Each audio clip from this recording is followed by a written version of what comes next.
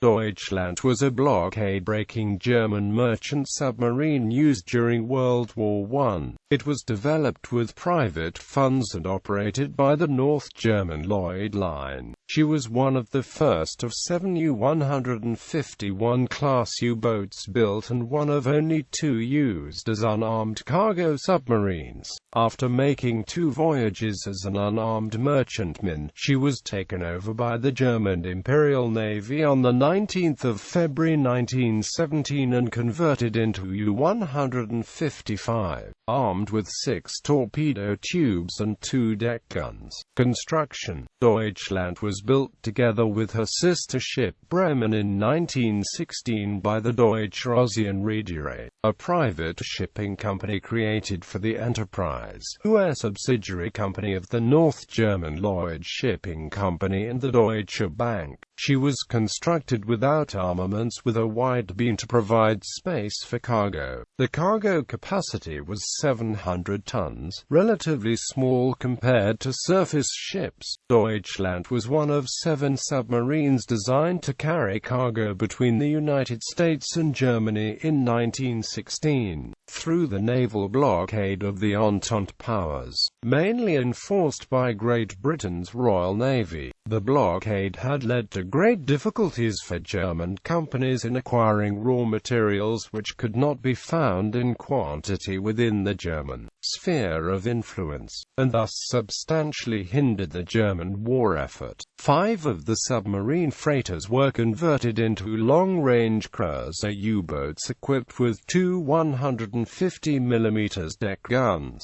and only 2 were completed according to the original design, Deutschland and Bremen, which was lost without a trace on her maiden voyage. Britain and France soon protested against the use of submarines as merchant ships, arguing that they could not be stopped and inspected for munitions in the same manner as other cargo vessels. The U.S., under diplomatic pressure for supposedly showing favoritism while having declared itself neutral, rejected the argument. Even submarines, as long as they were unarmed, were to be regarded as merchant vessels and accordingly would be permitted to trade. Merchant service. First journey. Deutschland departed on her first voyage to the U.S. on the 23rd of June 1916, commanded by Paul Koenig, formerly of the North German Lloyd Company. She carried 750 tons of cargo in total, including 125 tons of highly sought-after chemical dyes, mainly anthraquinone and alizarin derivatives in highly concentrated form, some of which were worth as much as $1,254 a pound in 2005 money. She also carried medical drugs, mainly salvarsan, gemstones, and mail, her cargo being worth $1.5 million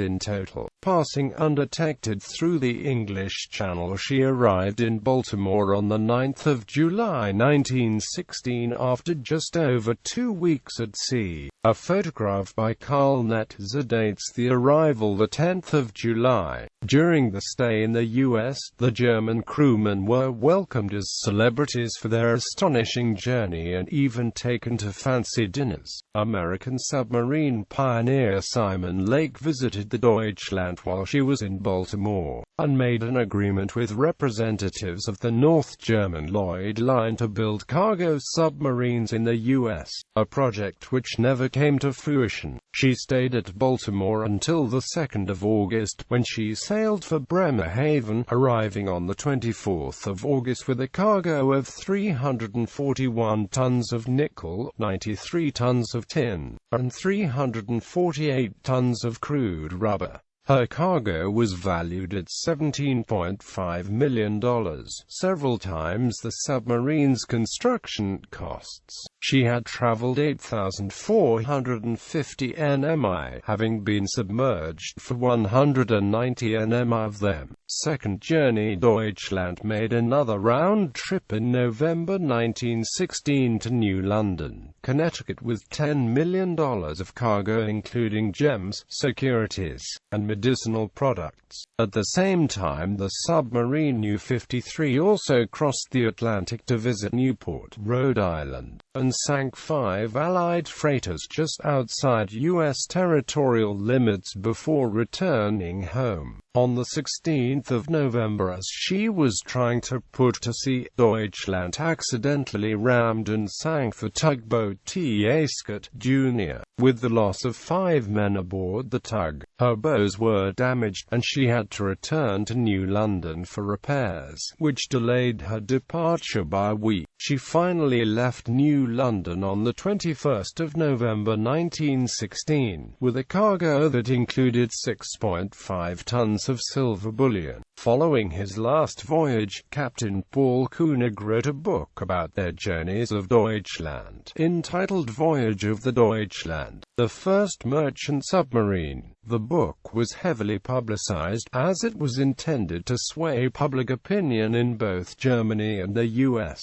War Service. A third voyage, planned for January 1917, was aborted as German-US relations had worsened following the sinking of shipping bound for the United Kingdom, often just outside U.S. territorial waters. Deutschland was taken over by the German Imperial Navy on the 19th of February 1917 and converted into U-155, part of the U-Cruiser flotilla, being fitted with 6 bow torpedo tubes with 18 torpedoes, and 2 15-cm SKL-40 naval gun taken from the pre-dreadnought battleship SMS Zaringen. She made 3 successful war cruises, sinking 42 ships and damaging 1. During the summer of 1917, U-155 made a 105-day cruise, commanded by KPTLT Karl Musil, leaving Germany around the 24th of May and returning on the 4th of September. During her traverse of the Northern Passage around the northern end of the British Isles and out into the Atlantic Ocean, she was stalked and nearly sunk by U-19 near Utsira Island, Norway.